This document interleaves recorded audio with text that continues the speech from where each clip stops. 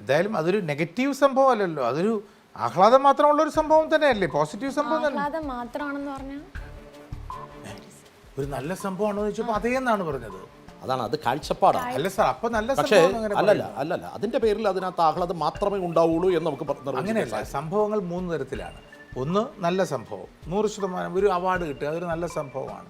മറ്റൊന്നൊരു മോശം സംഭവം, ഒരു കൊലപാതകം, ഒരു ക്രൈം, അതൊരു മോശം സംഭവമാണ്. മറ്റൊന്നൊരിപ്പോൾ വിവാദപൂർണമായ ഒരു സംഭവം, ഒരു വിവാദമാകാം, അല്ലെങ്കിൽ ഒരു കോൺട്രവേഴ്സി ആകാം, ഒരു മീഡിയയുടെ ഒരു സ്റ്റിംഗ് ഓപ്പറേഷൻ, മാധ്യമങ്ങളുടെ ഒരു രഹസ്യ സ്വഭാവത്തിലുള്ള അന്വേഷണം കൊണ്ട് ചില കഥകൾ വെളിയിൽ വരുന്നു, അഴിമതികൾ, അതിന് 2 അഭിപ്രായം വരാം. അപ്പോൾ അതൊരു കോൺട്രവേഴ്സ്യൽ ഇൻസിഡൻ്റാണ്. ഇതൊരു നല്ല സംഭവമാണ് എന്ന് ഉറപ്പിച്ച് പറഞ്ഞ ഒന്നാണ്. നല്ല സംഭവം എപ്പോഴും ആഹ്ലാദം മാത്രം പകരുന്നതായിരിക്കില്ലേ?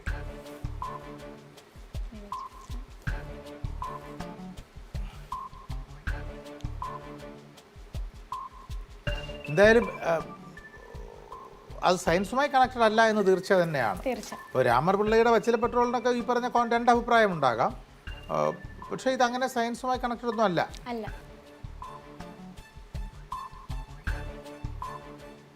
രാഷ്ട്രീയവുമായി, കലയുമായി, സാഹിത്യവുമായി, ആത്മീയതയുമായി, ഉദ്യോഗവുമായി, ബിസിനസ്സുമായി, ഇതുമായിട്ടൊന്നും ബന്ധപ്പെട്ടതല്ല സംഭവം. ഉദ്യോഗം അല്ല, അത് അങ്ങനെ പറയേണ്ട കാര്യമില്ല. ബന്ധമുണ്ട്. ഒരു സംഭവം നടക്കുമ്പോൾ ഈ സംഭവത്തിന് ബന്ധമുണ്ടല്ല. ഇവിടുത്തെ പ്രധാന പ്രശസ്തിക്ക് കാരണം, അല്ലെങ്കിൽ ഇവിടെ ആലോചിച്ചു വന്നിരിക്കുന്നത് ഒരു സംഭവമാണ് അതിന്റെ മൂല കാരണം. പക്ഷേ അത് ഒരു മേഖലയുമായി ബന്ധപ്പെട്ടല്ലോ. അതാണ് ഞാൻ ചോദിക്കുന്നത്. അത് രാഷ്ട്രീയം, കലാ, സാഹിത്യവുമായി ബന്ധമുണ്ടോ എന്ന് ചോദിച്ചു. അതെ, ആ ചോദ്യം ഒന്നുകൂടി ചോദിക്കാം. ചോദ്യമാണത്. ഉണ്ട്. രാഷ്ട്രീയം, കലാ, സാഹിത്യവുമായി ബന്ധപ്പെട്ട മൊത്തം ലിസ്റ്റ് പറയണം. ഞാൻ രാഷ്ട്രീയം, കലാ, സാഹിത്യം ഉണ്ടോന്ന് ചോദിച്ചു പറഞ്ഞു. പറയില്ലേ, ഉദ്യോഗമാണോ? Thank you. അങ്ങനെ എന്നോട് പറഞ്ഞു തരരുത് കേട്ടോ. അതാണോ ജൂറി ഇടപെട്ടുകൊണ്ടിരിക്കുന്നത്? അതെ അതെ അതെ അതെ ഇത് ഉദ്യോഗവുമായി ബന്ധപ്പെട്ട ഒരു നല്ല സംഭവമാണ്. അപ്പോൾ യൂണിഫോം ഉള്ള ഉദ്യോഗം. അതെ. അല്ല, മരിച്ചുപോയെന്നല്ലേ പറഞ്ഞത്? അതെ. അഭിനന്ദൻ വർദ്ധമാനൊന്നും അല്ല, ഇത് മരിച്ചുപോയ ഒരാളാണെന്നാ പറഞ്ഞത്. ആദ്യത്തേത് എന്ന് പറയാവുന്ന എന്തെങ്കിലുമാണോ ആ നേട്ടം, ആ അച്ചീവ്മെന്റ്? ആദ്യമായി ഒരു പ്രത്യേക പദവിയിലെത്തിയ ഒരാൾ എന്നതാണോ? അല്ല.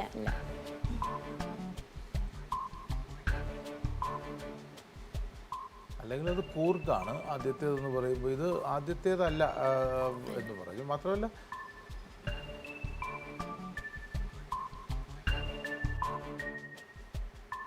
അദ്ദേഹത്തിൻ്റെ ഔദ്യോഗിക പ്രവർത്തനം ഇന്ത്യക്കകത്ത് തന്നെയായിരുന്നു. അതെ.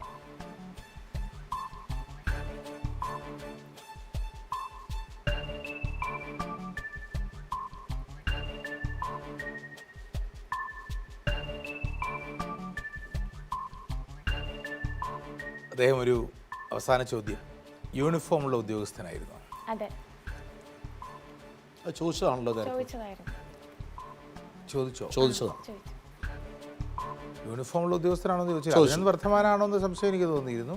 അതല്ലാന്ന് മനസ്സിലായി, കാരണം ജീവിച്ചിരിപ്പുള്ള ഒരാളാണ്. യൂണിഫോമുള്ള ആൾ തന്നെയാണ്.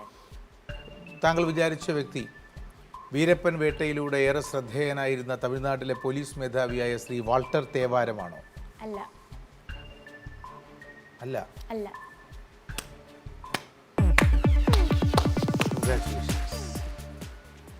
അത് കൊള്ളാം. പറയൂ, ആരാ വിചാരിച്ചത്? മേജർ മുകുന്ദ് വരദരാജൻ.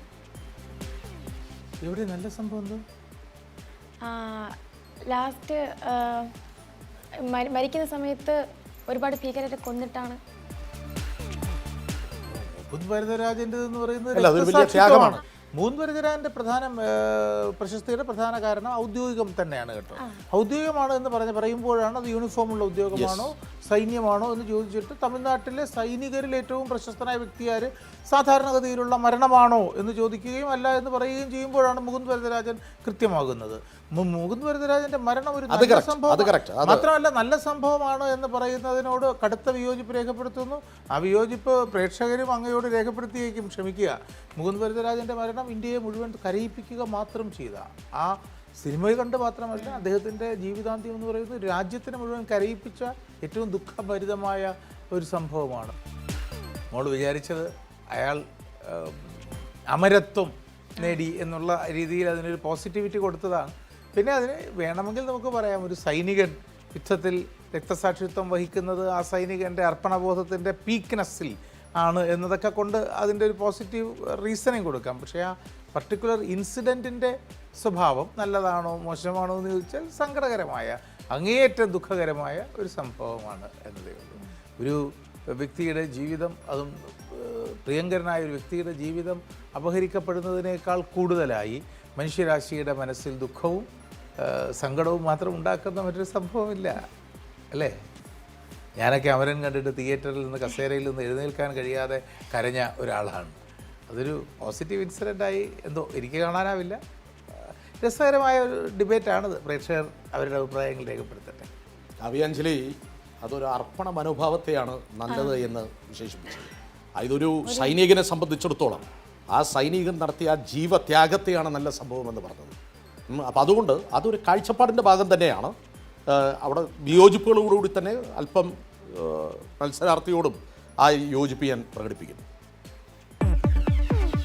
മേജർ മുകുന്ദ് വരദരാജൻ ജമ്മു കാശ്മീരിലെ ഷോപ്പിയാൻ ജില്ലയിൽ തീവ്രവാദികളുടെ ഏറ്റുമുട്ടി രാജ്യസുരക്ഷയ്ക്കായി ധീരമൃത്യു വരിച്ച ഇന്ത്യൻ കരസേനയുടെ രാജ്പുത് റെജിമെന്റിലെ സൈനിക ഉദ്യോഗസ്ഥൻ. ഉന്നത വിദ്യാഭ്യാസത്തിനു ശേഷം 2005 കമ്പൈൻഡ് ഡിഫൻസ് സർവീസസ് പരീക്ഷ ജയിച്ച് ചെന്നൈയിലെ ഓഫീസേഴ്സ് ട്രെയിനിംഗ് അക്കാദമിയിൽ ചേർന്നു. 2006 മാർച്ച് 18 22ാം രാജ്പുത് റെജിമെന്റിൽ ലഫ്റ്റനന്റായി കമ്മീഷൻ ലഭിച്ചു.